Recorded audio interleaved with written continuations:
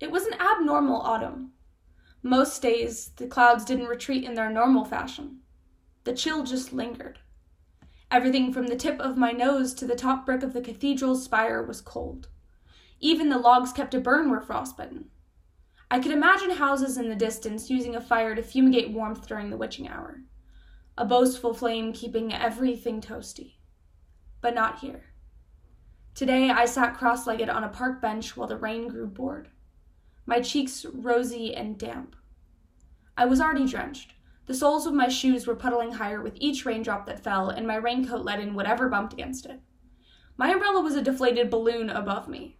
I held it for a while longer before deciding it was useless. Useless, too, was the word fall. The season was not its hallmark occasion. The wind shook the April buds, but fled for the shifting of leaves. The asphalt was empty. Some leaves hid in the storm drains, while others formed neat piles of springtime memories, folded away like denim skirts and blouses for the remaining months of the year. Those who formed piles were stomped and smeared.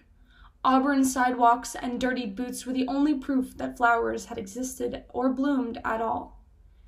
The heavy wooden clamor of naked branches now took the season's helm.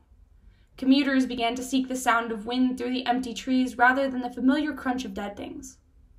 Hooded walkers had stopped looking to the sky for sunny days, as none were afoot. It was a season of bleak days and quiet reading.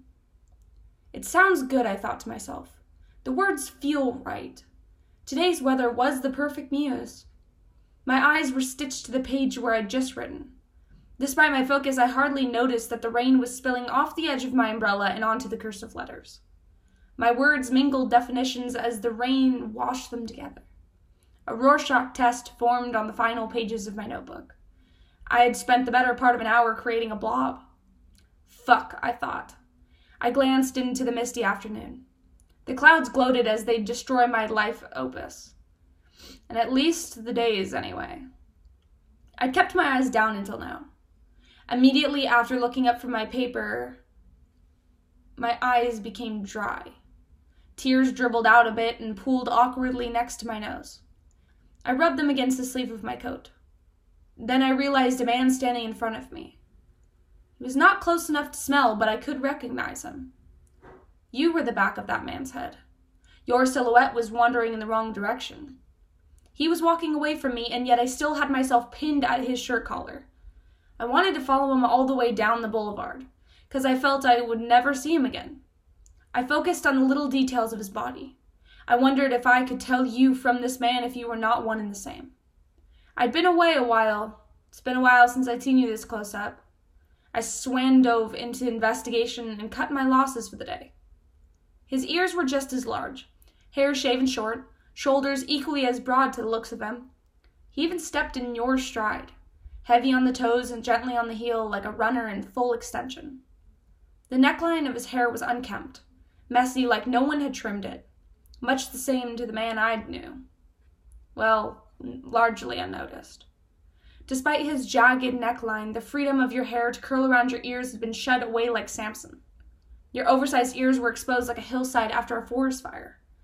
Of course, you're roaming in the city to find me. I picked up my notebook and book bag before running after you.